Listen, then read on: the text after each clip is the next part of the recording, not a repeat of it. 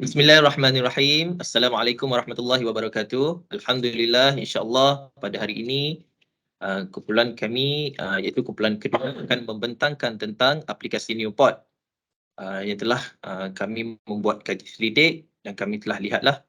Jadi kumpulan kami terdiri daripada Nabil, Syazwan, Amirul Aiman, Firdaus, Izzat Saleh, Fakih dan juga saya itu Suyuti.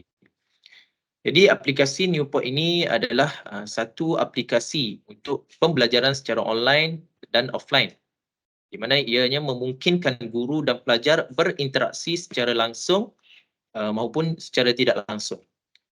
Di mana Newport ini, aplikasi Newport ini boleh dijelaskan juga sebagai satu aplikasi penglibatan yang menyatukan guru dan pelajar pada platform yang sama.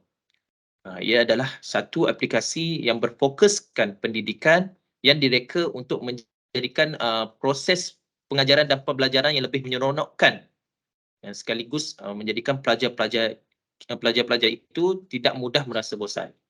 Jadi di samping itu juga aplikasi ini menyediakan banyak kemudahan-kemudahan yang sangat menarik sehingga pembelajaran yang menggunakan aplikasi Newport ini dapat dikemaskan lagi dalam bentuk yang lebih menarik supaya ianya kelihatan lebih profesional.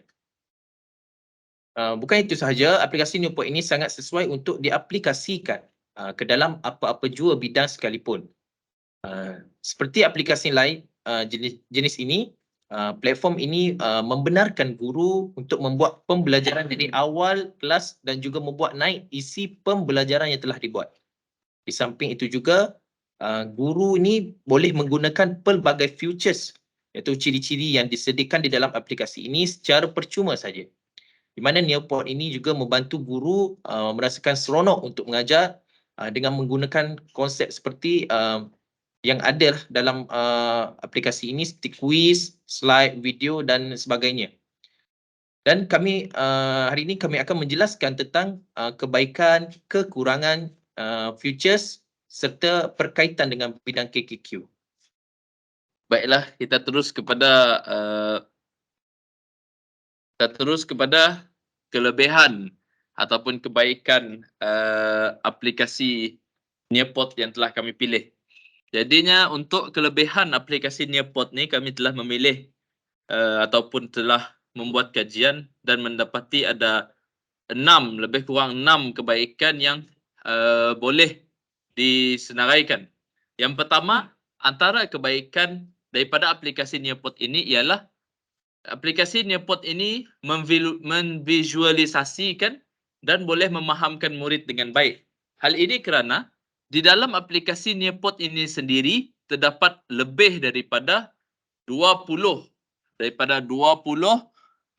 formative assessment ataupun penilaian formatif yang boleh digunakan oleh para guru untuk menilai para pelajar apabila melakukan aktiviti pemudahcaraan ataupun aktiviti pengajaran secara atas talian.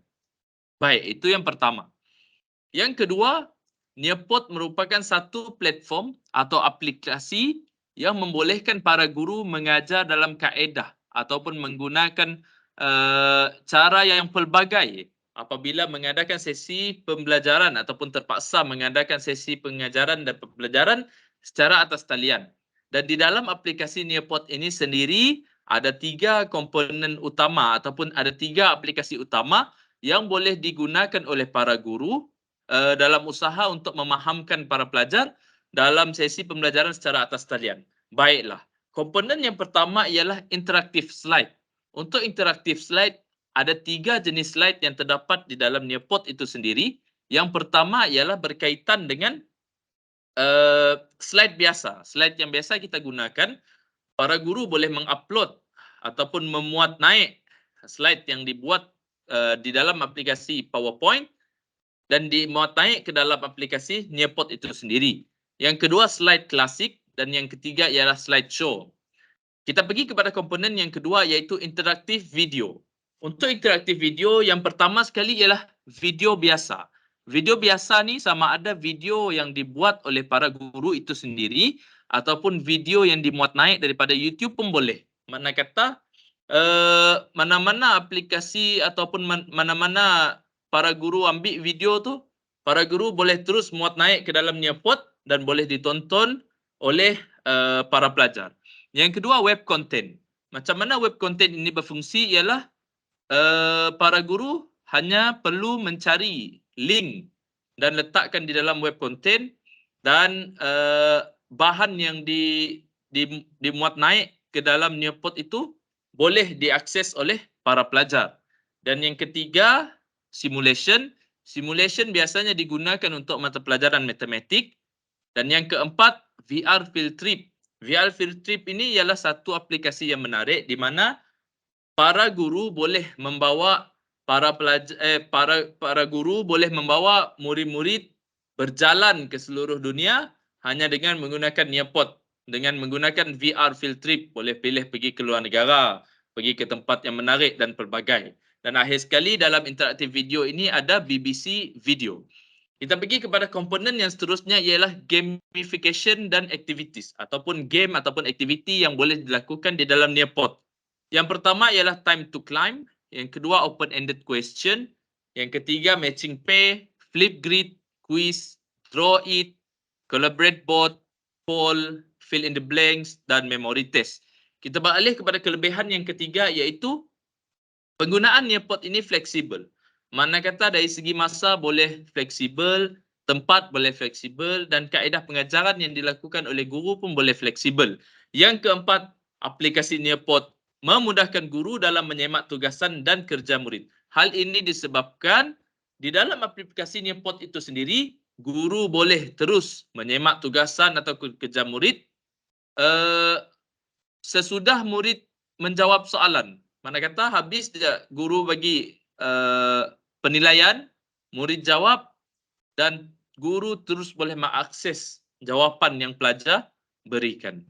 Yang kelima, aplikasi Nearpod merupakan satu aplikasi yang memudahkan para murid untuk join kelas ataupun menyertai kelas yang dilakukan oleh guru. Hal ini disebabkan para guru hanya perlu membekalkan kod untuk para murid, dan apabila para murid sudah mendapat kod yang dibekalkan, para murid boleh terus masuk ke dalam kelas yang dibuat oleh guru. Dan yang keenam, Nearpod menjalinkan satu hubungan yang kuat, jalinan yang kuat bersama jenama-jenama pendidikan yang dipercayai, antaranya Common Sense Education, PHET, iCivics, LearnZillion, PBS Kit, ReadWork, SCI, ShowKit dan Education.com. Dan sebelum saya mengakhiri saya punya pembentangan, ingin saya sampaikan bahawa untuk aplikasi Nearpod ini ada beberapa aplikasi yang boleh digunakan untuk pengajaran subjek KKQ terutamanya, iaitu most popular ataupun most popular apps. Popular yang aplikasi yang terkenal yang biasa digunakan untuk subjek KKQ, iaitu yang pertama slide, yang kedua matching pair, yang ketiga video, quiz, time to climb, collaborate board, poll dan open-ended question. Sekian saja daripada saya. Sekian, terima kasih. Ya, Assalamualaikum warahmatullahi wabarakatuh. Jadi, seterusnya kita akan bergerak kepada features-features yang ada di dalam Nearpod. Seperti Amirul Aiman bentangkan tadi, terdapat pelbagai features yang ada di dalam Nearpod. Dari segi maupun sains teknologi, matematik dan sebagainya. Tetapi untuk kelas kemahiran Al-Quran, features yang sesuai di dalam kelas kemahiran Al-Quran hanyalah most popular. Di mana bila kita tekan add content dan end activities, okey, di sini kita dapat lihat all ni semua features yang ada dalam Nearpod lah. All ni terdapat 4 bahagian. Yang pertamanya adalah create. Create ni kita dapat lihat seperti slide klasik, slide show, sway, PDF, PowerPoint, image, audio. Dan yang keduanya adalah interaktif, seperti video, web content, BBC Video, Nearpod 3D, simulation, VR, field trip. Dan yang ketiganya adalah quizzes dan game. Quiz dalam game ni untuk penilaian lah. Seperti quiz, draw it, fill in the blank, memory test, time to climb, matching pair. Dan akhir sekali adalah discussion. Discussion ni terdapat collaborate board, flip, pool and open-ended question. Jadi, seperti Amir Rahman cakap tadi, setelah kami survey, features yang sesuai untuk kelas kemahiran Al-Quran adalah most popular. Most popular ni di mana guru-guru ataupun pendidik selalu guna dalam features di dalam Nearpod. Contoh yang pertama adalah slide. Jadi saya akan buka slide ni macam mana kita boleh gunakan slide ni dalam pengajaran dan pembelajaran kita. Okey, kita pergi kepada add dan okey, di sini guru-guru boleh mengedit isi pembelajaran kelas kemahiran Al-Quran. Untuk slide, ke semua bidang boleh masuk. Seperti apa? Seperti ulumul Al-Quran, taranum, qiraat, hafazan, mahupun tajwid. Jadi guru-guru boleh memilih slide term ataupun tema slide ni. Terdapat pelbagai tema. Okey, jadi ustazah boleh gunalah slide ni untuk pengajaran dan pembelajaran. Dan yang keduanya adalah content adalah video. Video ni kita boleh letak video kita sendiri di dalam file laptop kita. Kita boleh letak link YouTube. Contohnya video library, upload video. Okey, upload video ni kita boleh upload video daripada file manager kita. Contoh ni my video. Dan YouTube. YouTube kita boleh ambil link daripada YouTube. Seterusnya kita boleh buat terus penilaian berdasarkan tempoh YouTube tu. Contoh dia macam ni. Saya ada buat contoh. Okey. Lagi satu, Nearpod ni kita boleh susun sendiri file kita yang kita nak lah. Contohnya kat sini saya letak file KKQ, qiraat, tajwid, taranum dan ulumul Al-Quran supaya nampak lebih sistematik. Okey, contohnya yang pertama yang saya janjikan tadi iaitu video berkaitan, video berkaitan dengan hafazan. Okey. Ini preview Okey, video ni saya ambil daripada YouTube.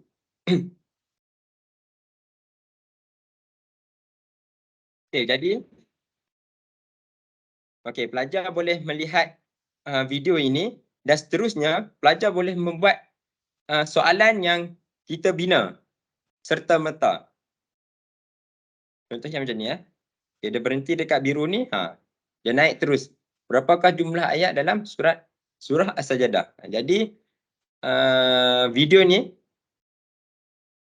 apa yang kita dapat perkatakan di dalam video ni, apabila pelajar melihat video, dia terus belajar dan dalam pada masa yang sama kita juga boleh buat soalan supaya murid terus menjawab soalan.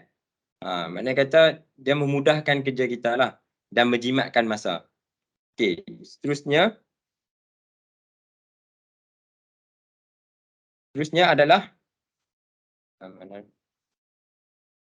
berkaitan dengan konten. Okey, berkaitan dengan quiz. Quiz ni amat sesuai untuk bahagian penilaian dalam pengajaran dan pembelajaran. Contoh yang saya buat kat sini, quiz berkaitan dengan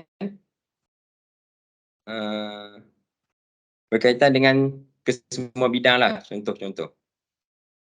Jadi quiz ni sesuai untuk semua bidang juga, 5 bidang di dalam kelas kemahiran Al-Quran. Contoh dia kat sini, question, maksud taranum, qiraat, hafazan, ulum Al-Quran ataupun tajwid. Ini contoh je. Jadi pelajar boleh menekan jawapan apa yang mereka nak jawab lah, macam tu. Jadi itu adalah features yang saya bentangkan dan features yang seterusnya akan dibentangkan oleh Firdaus. Baik, terima kasih saudara Izzat. atas pembentangan beliau sebentar tadi. Baik, saya akan teruskan kepada feature yang saya kira yang keempat, iaitu time to climb. Yang mana feature ini berbentuk sebuah permainan. Tapi dalam masa yang sama, permainan ini adalah makna kata lain adalah kaedah didik hibur lah yang boleh digunakan oleh guru untuk diterapkan dalam pengajaran KKQ. Sebagai contoh, saya preview. Okay. Time to climb ni terdiri daripada feature yang kira berbentuk penilaian ataupun ujian, yang mana guru memaparkan ataupun memasukkan soalan beraneka pilihan. Kemudian para pelajar dikehendaki untuk menjawab soalan-soalan ini dengan jawapan yang betul. Okey, dalam masa yang sama, apabila pelajar banyak menjawab dengan jawapan yang betul, akan ada paparan sekumpulan ataupun sekumpulan budak-budak lah di kaki bukit, yang mana sekumpulan budak-budak ini yang mana yang banyak jawab soalan dengan jawapan yang betul akan naik ke puncak. Jadi yang paling banyak akan mendapat tempat pertama dan kemudian diikuti dengan tempat kedua, ketiga, bergantung dengan jawapan yang diberikanlah masing-masing, sama ada betul atau tidak. Baik. Untuk feature yang seterusnya, iaitu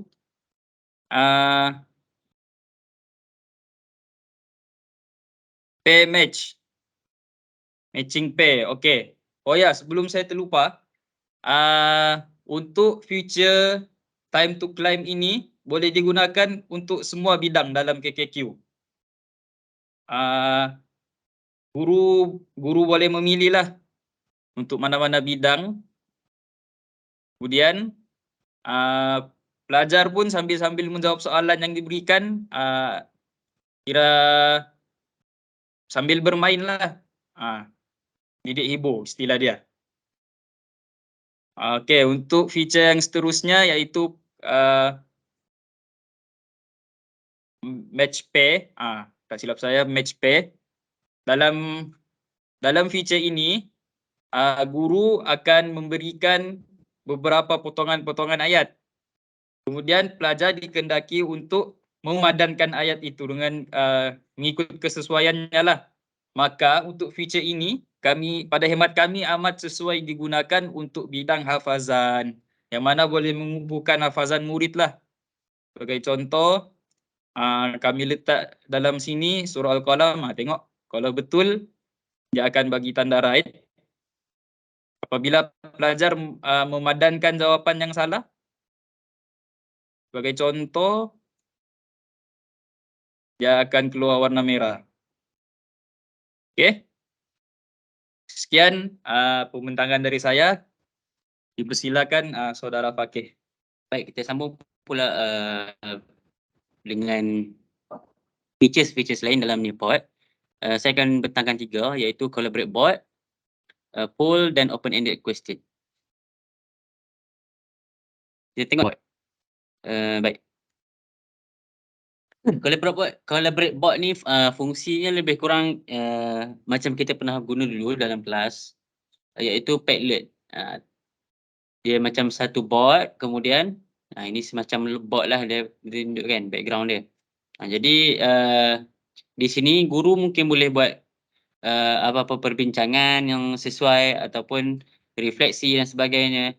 Jadi pelajar-pelajar akan masukkan mereka punya pandangan, idea dan apa-apa arahan guru lah yang guru nak. Bukan setakat mesej saja, bukan setakat teks, tapi boleh juga di sini ada gambar, kemudian ada video dan boleh juga dimasukkan audio. Ini untuk untuk collaborate board.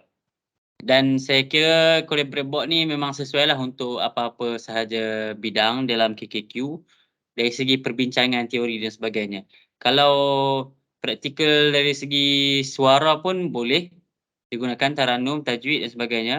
Sebab di sini ada butang untuk kita pelajar hantar voice masing-masing. Baik, itu berkenaan dengan collaborate board. Kita tengok pula kedua iaitu poll. Poll ni poll boleh kita kata sebagai survey lah, survey awal ataupun survey guru buat, survey online. Kan? Biasalah poll. Contohnya di sini murid-murid faham tentang isi PDP, apa yang murid-murid faham tentang isi PDP hari ni kan. Misal guru nak tanya berkenaan dengan soalan ni. Jadi murid-murid boleh jawablah mana satu ya atau tidak.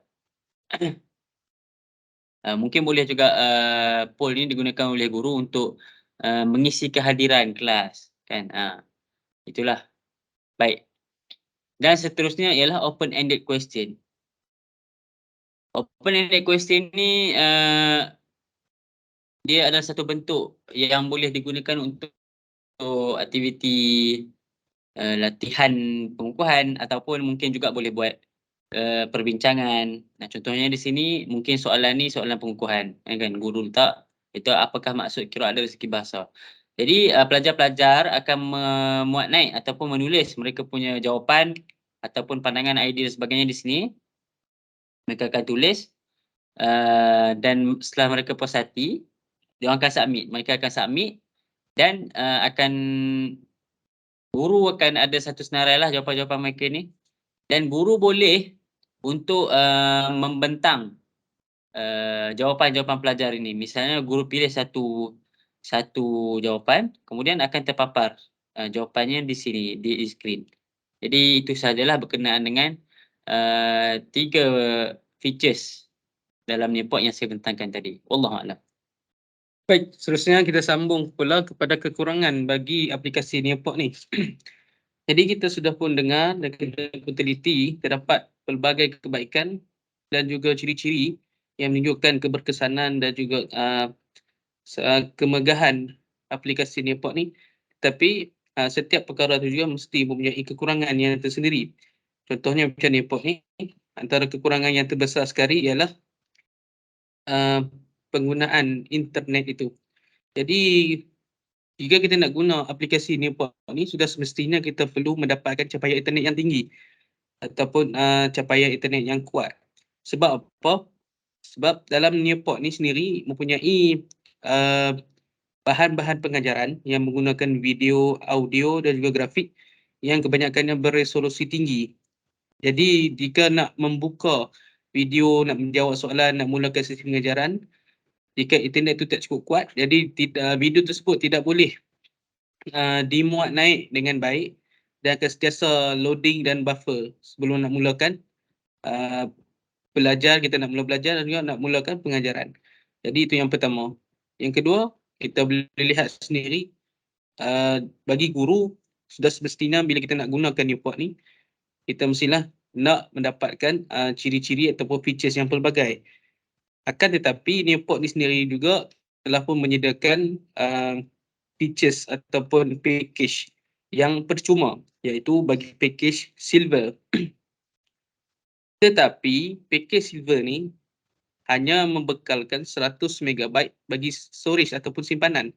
100 MB ni jika kita lihat pada zaman dulu mestilah cukup, dan sebab kita tidak menggunakan banyak data. Tetapi pada masa sekarang dengan kecanggihan teknologi, 100 MB ini tidak cukup.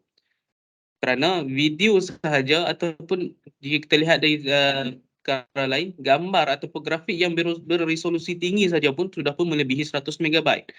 Jadi jika kita nak simpan bahan tersebut yang memiliki storage simpanan yang tinggi, kita tidak boleh simpan dalam Nearpod lah. Kita tidak boleh mengajar menggunakan bahan tersebut.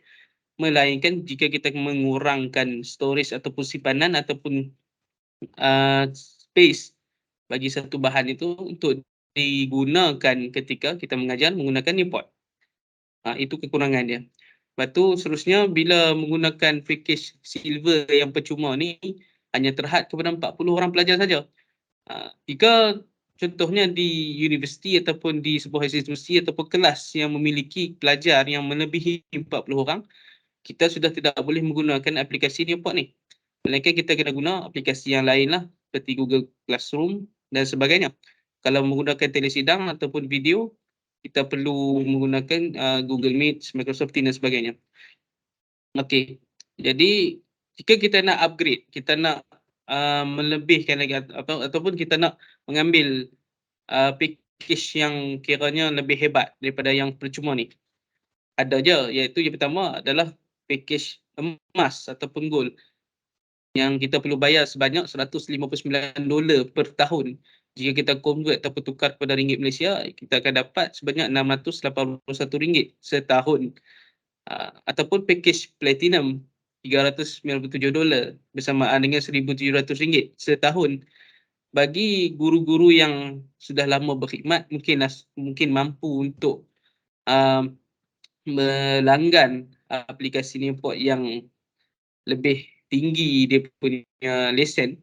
Tetapi jika guru-guru baru, sudah tentu akan membebani keuangan guru tersebut untuk melanggan aplikasi Nearpod yang lebih tinggi dia punya features dia. Tetapi jika kita melanggan, kita bayar dengan lebih tinggi, kita akan dapat banyak manfaat lah daripada Nearpod ni. Contohnya kadar simpanan ataupun storage yang lebih banyak, kadar pelajar kita akan lebih tinggi yang boleh menggunakan Nearpod ni, dan juga aplikasi-aplikasi lain juga yang add-on kita boleh tambah dalam Nearpod ni. Jadi saya rasa itu saja kekurangan yang saya dapati dan kami dapati dalam Nearpod ini. Yang pertama sekali adalah internet. Guna internet perlu tinggi. Kalau tak ada internet, kita takkan boleh guna Nearpod ni. Yang kedua, kita perlu membayar lebih untuk dapat ciri-ciri yang lebih hebat daripada package yang percuma. Percuma ni memang basic saja. 40 orang student, 100 MB yang sikit, tidak banyak 100 MB ni. Kemudian kita seterusnya saya akan serahkan kepada Bertasunya untuk membuat kesimpulan. Sekian, terima kasih. Okey, baiklah. Saya simpulkan aplikasi Nearpod ini berdasarkan apa yang telah dijelaskan oleh rakan-rakan di atas tadi tentang banyak kelebihan ataupun kekurangan maupun kemudahan dan manfaat yang diperoleh daripada aplikasi Nearpod ini. Jelaslah bahawa aplikasi ini dapat menarik minat guru ataupun pelajar dalam membuat proses pembelajaran ataupun pengajaran. Mana selain itu, aplikasi ini juga memudahkan guru dalam membuat satu keunikan ataupun satu desain yang lain lah dalam kaedah pembelajaran yang pelbagai supaya ianya menjadi lebih menarik dan ianya lebih menyeronokkan. Jadi di dalam aplikasi Nearpod ini juga ia amat sesuai digunakan ke dalam pelbagai bidang, terutamanya dalam bidang KKQ inilah. Hal ini kerana features ataupun ciri-ciri yang diberikan di dalam aplikasi Nearpod ini telah melengkapi semua aspek yang diketengahkan di dalam silibus KKQ seperti ulum Quran, hafazan, qiraat, taranum dan tajwid. Baiklah, setakat itu sahaja tentang kelebihan ataupun kelebihan-kekurangan dan manfaat daripada aplikasi Nearpod ini. Sekian sahaja daripada kumpulan kami. Sekian, terima kasih.